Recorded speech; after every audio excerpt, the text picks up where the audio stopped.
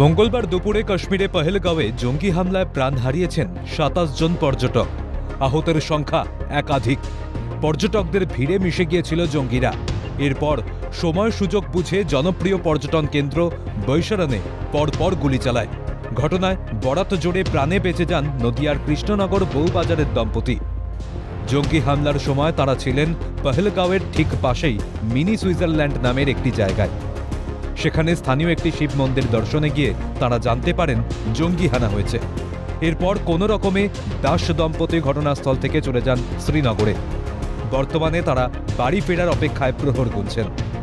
Mini সুইজারল্যান্ডটা আমি এবং আমার হাজবেন্ড প্ল্যান করি যে থাক, আজকে আর যাবো না, প্রচন্ড বৃষ্টি টিষ্টি হয়েছে দুদিন, খারাপ রাস্তা হবে, ঠিক আছে চলো বাদ দাও। তো আমরা উপর থেকে স্পটটা দেখেছিলাম, আর ভেতরে যাইনি। দিয়ে আমাদের কি মনে হয়েছিল যে এখানে অনেকদিন আছি, এখানে মন্দিরে যাওয়া হয়নি একদিনও, পাশে একটা শিব মন্দির, খুব ছোট একটা জায়গা, সেখানে গিয়ে আমরা ঠাকুরের জাস্ট দর্শন করছিলাম। তারপরে ওখান থেকে বেরোনোর পরেই আমরা জানতে পারি গাড়িতে আস্তে আস্তে যে মিনি সুইজারল্যান্ডে যেটা আমরা ক্যান্সেল করেছি সেই জায়গাতে ইনসিডেন্টটা হয়েছে। ভীষণ ভালো মানুষজন, ভীষণ হেল্পফুল, মানে কাশ্মীর জিনিসটা ভয়ের জায়গা নয়। কিন্তু আজকে এই ঘটনাটা শোনার পরেও যতটা না আতঙ্কিত হয়েছি, ভিডিওগুলো দেখার পর খুব খারাপ লাগছে। এবং একটা চেনা ফেস যাদেরকে দেখলাম সোনমার্গে সেদিন, তাদের মধ্যে একজন মারা গেছে, এই জিনিসটা ভীষণ একটা শকিং একটা ব্যাপার। হতাহত বুলেটের আওয়াজ পেয়েছিলেন? না, আমরা শিব মন্দিরের ভেতরে কোনো বুলেটের আওয়াজ পাইনি। এখন আমরা দেখুন, প্রথম অবস্থায় ভিডিওগুলো দেখে আমরা ভয় পেয়ে গেছিলাম, কিন্তু এখন আমরা যার বাড়িতে আছি তার দায়িত্বে আছি, যেহেতু এখন একদম সেফ এবং সিকিউর ফিল করছি।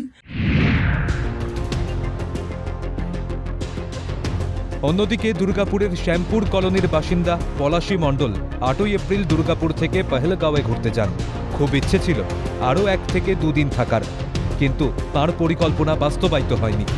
ট্রাভেল এজেন্সির চুক্তি মাফিক তাকে ভূস্বর্গ থেকে ফিরতে হয়েছে।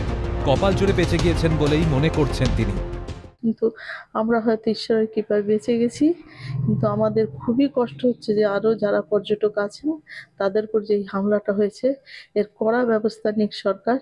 আর আমরা চাই যে কাশ্মীর খুব তাড়াতাড়ি শান্ত হোক। আমরা খুবই মর্মাহত হয়েছে এই জন্য যে আমরা হয়তো ঈশ্বরের কৃপায় বেঁচে গেলাম, কিন্তু বাকি যারা আছে ভবিষ্যতে যাতে আরও এরকম দুর্ঘটনা না ঘটে, আর জঙ্গিরা যাতে এরকম উত্তপ্ত না করে কাশ্মীরকে, তার জন্য আমরা সরকারের কাছে আবেদন জানাচ্ছি। মঙ্গলবার জঙ্গি হানার পর ভূস্বর্গ সত্যিই যেন ভয়ঙ্কর হয়ে উঠল। বহু পর্যটকের বেরোনোর আনন্দ নিমেষেই বদলে গেল বেদনায়। জঙ্গি হামলার ঘটনায় প্রাণ হারিয়েছেন বাংলার ৩ বাসিন্দা। এখন এই ঘটনার পর কাশ্মীরে পর্যটক কতটা যাবে আগামী দিনে, তা নিয়ে উঠছে প্রশ্ন। নদিয়া থেকে প্রসেনজিৎ বিশ্বাস ও দুর্গাপুর থেকে রাজেশ সেনগুপ্তের রিপোর্ট, ক্যালকাটা নিউজ।